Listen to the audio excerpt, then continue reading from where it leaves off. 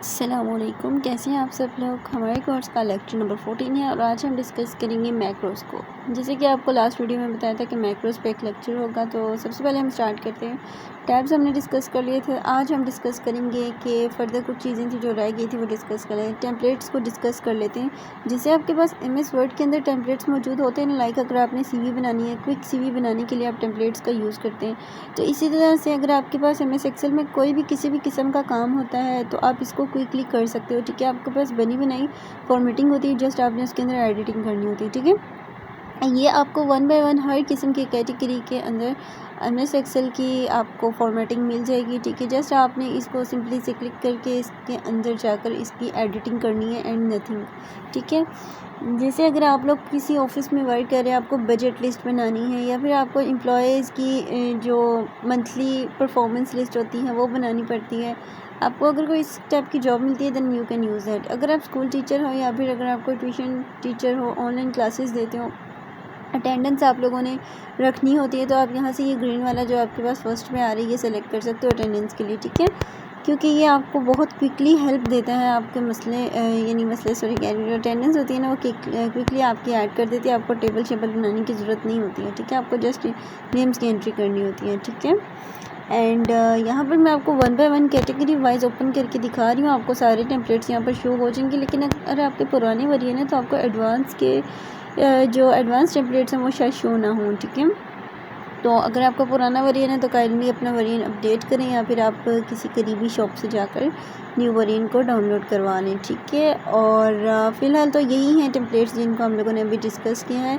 अब हम अपने मेन टॉपिक की तरफ चलते हैं। लास्ट आप लोगों को याद होगा कि हम लोगों ने सारे टैब जो थे उनको डिस्कस कर लिया था और उसमें हमने आपको ये बताया था कि मैक्रोज जो होते हैं वो इस तरह की एक चीज़ है जिस पे प्रॉपर लेक्चर बनेगा। ठीक है, तो आज की वीडियो में आप लोगों को मैं मैक्रोज और डाटा वैलिडेशन दोनों के बारे में बताऊंगी कि ये एक्चुअली में होते क्या।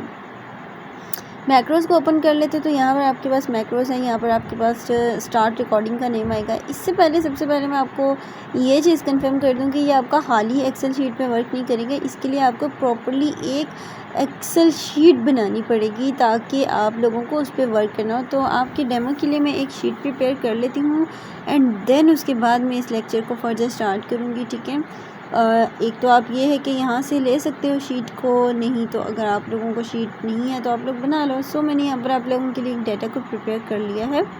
ठीक है, ये ऊपर आप लोगों को डाटा शो हो रहा है टेबल फॉर्म में। सो लेट्स सपोज कि आपके पास ये एक शीट है। आप लोगों ने यहाँ पर नीचे आने के बाद शीट पे राइट क्लिक करना है और यहाँ से आप लोगों ने इसकी कॉपी बना लेनी है। ठीक है, कॉपी बनाने का मकसद ये है कि आपका जो डाटा होगा वो कॉपी होकर दूसरी शीट पे चला जाएगा, या फिर आप इसको Ctrl+C करके न्यू शीट पे Ctrl+V करके पेस्ट भी कर सकते हो। अब हम चलते हैं अपने मैक्रोज में।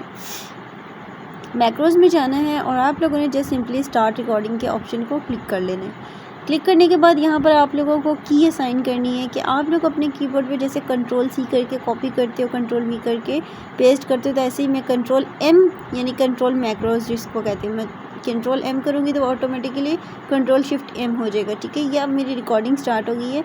लेट्स सपोज मेरे पास ये डाटा है, इसी को मैंने कॉपी करके सेकेंड शीट पर एक्टिवेट किया था। ठीक है, अब इसके अंदर मैंने कुछ चेंजिंग करी। चेंजिंग करने के बाद मैंने स्टॉप रिकॉर्डिंग कर दी और मैं जस्ट अपनी दूसरी शीट पे जाऊंगी जो मैंने कॉपी की हुई थी। ठीक है, दूसरी शीट पे जाने के बाद वहाँ पर मैं Ctrl+Shift+M करूँगी तो वो जो चेंजिंग होंगे वो ऑटोमेटिकली हो जाएंगे। ठीक है, अभी मैं आपको दोबारा से दिखा देती हूँ कि ये सब कुछ कैसे हैं। यहाँ पर देखिए कुछ चेंजिंग मैंने अब की हैं। मैं आपको रिकॉर्डिंग को स्टॉप करके यहाँ पर एक की असाइन करूँगी। ठीक है, सो यहाँ पर ना दोबारा से रिकॉर्डिंग स्टार्ट करने के लिए मैं यहाँ पर इसको एक न्यू की असाइन करूँगी और वो कह रहे हैं कि पहले से असाइन करदा की जो है वो दोबारा एक्टिवेट नहीं होगी, इसलिए मैंने चेंज कर दी। अब यहाँ पर मैं ये सारे टेबल के अंदर चेंजिंग कर लेती हूँ। ठीक है, मैनिपुलेटिंग करूँगी, लाइक मतलब डेटा को चेंज करूँगी थोड़ा, ताकि आप लोगों को एक प्रॉपर समझ आ जाए वे में कि क्या चीज़ हम लोगों ने की है और क्या चीज़ हम लोगों से मिस हुई है। तो यहाँ पर हम लोग दोबारा से सारे डाटा को चेंज करते हैं। जी, तो मैंने यहाँ पर डाटा को चेंज कर लिया है। ठीक है, अब जस्ट यहाँ पर सिंपली करना है कि डाटा चेंज करने के बाद आप लोगों ने मैक्रोज वाले ऑप्शन पे जाना है, स्टॉप मैक्रो करना है एंड देन उसको जाकर Ctrl+Shift+P, मैंने Ctrl+Shift+P असाइन की थी।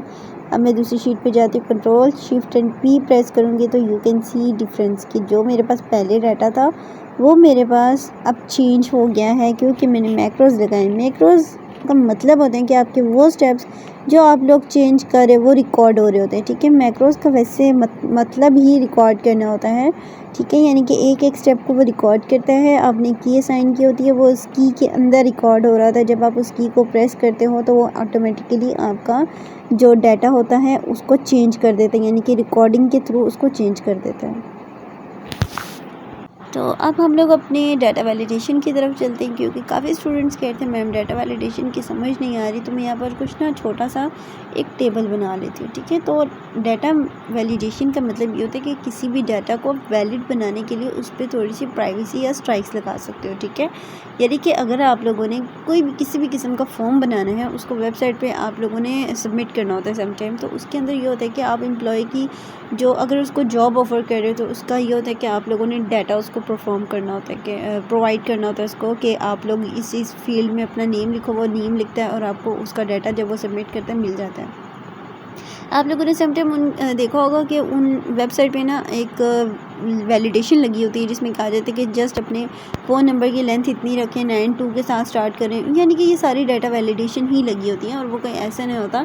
समटाइम वो एक्सेल से ही वैलिडेशन लगा के वहाँ पर उठा के फॉर्म एंटर कर देते हैं, ठीक है।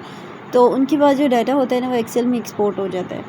तो इसी तरह से आप लोगों ने भी यही स्टेप्स फॉलो करने जो मैं आपको दिखा रही हूँ। ये मैंने सेल सेलेक्ट किए, सेल पे जाने के बाद यहाँ से मैं होल नंबर पे प्राइवेसी लगाऊंगी और यहाँ पर आने के बाद इधर आप लोगों से जो जो चीज़ें पूछेगा आप लोगों ने उसको फाइनली जो है वो फिल करना है। यहाँ पर अगर आप लोग इनवैलिड टेक्स्ट का मैसेज देना चाहते हो, यानी कि लेट्स सपोज अगर आप यहाँ सेल्स लेते हो अपने मोबाइल नंबर पे लगानी है वैलिडेशन के, सिर्फ मोबाइल नंबर होने चाहिए और मोबाइल नंबर 11 डिजिट्स का होता है, ठीक है। तो यहाँ पर मैं लिख दूँगी कि इंटर योर मोबाइल नंबर, ठीक है, या फिर inter your valid mobile number for 13 digits या फिर 11 डिजिट्स, क्योंकि 92 लगाते हैं तो फिर वो 13 हो जाते हैं। तो मैं जस्ट यहाँ पर कोई भी मैसेज है क्विकली इसको टाइप करके यहाँ पर ओके कर दूँगी। ओके करने से पहले बता दूँ कि ये सेंटर में और साइड पे जो भी ऑप्शन है ना, इन आइकॉन्स को आप लोग चेंज भी कर सकते हो, ठीक है। इन आइकन्स को अगर आप लोग जिस तरह भी शो करवाना चाह रहे हो कि भाई हमारा अगला बंदा जो काम कर रहा होगा, फॉर्म फिल कर रहा होगा, तो उसको किस तरह का नोटिफिकेशन आइकन आएगा मैं आपको आगे चल के बताऊँगी। तो यहाँ पर मैंने एक सेलेक्ट कर लिया। अब आप लोग देख सकते हो कि इस सेल पे मैंने क्लिक किया हुआ है, तो ये जो मेरे पास मैसेज आ रहा है ना, एक डिस्क्रिप्शन में जो मैंने मैसेज लिखा था वो आ रहा है कि अपना जो मोबाइल नंबर है वो वैलिड लिखें। और मैंने यहाँ 11 से ज़्यादा डिजिट्स जैसे ही एंटर किए तो उसने इस चीज़ को एक्सेप्ट ही नहीं किया, उसने मेरे सारे डाटा को क्लियर कर दिए, यानी कि डिलीट कर दिए। और उसने मुझे ये कहा है कि आप अपना जो है वो वैलिड डाटा लिखें जो कि सिर्फ़ और सिर्फ 11 नंबर्स का होता है। अगर आप लोग थोड़े इरिटेट हो रहे हो कि ये जो आपके पास येलो टैग आ रहा है ये आप ख़त्म करना चाहते हो, सिंपली इसको जाकर यहाँ से नीचे इधर क्लिक करेंगे तो ये ख़त्म हो जाएगा, ठीक है। इसी तरह से अगर आप लोग ये देना चाहते हो कि जब वो एंटर करे 11 से ज़्यादा नंबर लिखे एंटर करे तो उसको आपकी पसंद का मैसेज आ जाए, यानी कि आप उसे ये लिखना चाह रहे हो कि please enter your valid mobile number, please enter your mobile number starting with 0, 3, 1 and up to so on, ठीक है। तो भी आप लोग इसमें लिख सकते हो, बट फर्स्ट वाले में नहीं, लास्ट वाले कॉलम को सिलेक्ट करके जो कि आपका डाटा वैलिडेशन पे क्लिक करने के बाद आता है, ठीक है।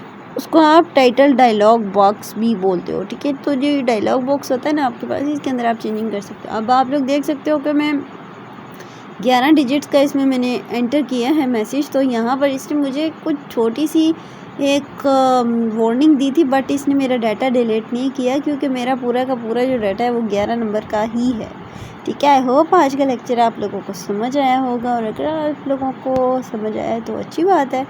कमेंट्स में अपनी अटेंडेंस मस्त लगा दीजिएगा, ठीक है। मिलते हैं नेक्स्ट लेक्चर में, तब तक के लिए अपना ख्याल रखिएगा। अल्लाह हाफिज़।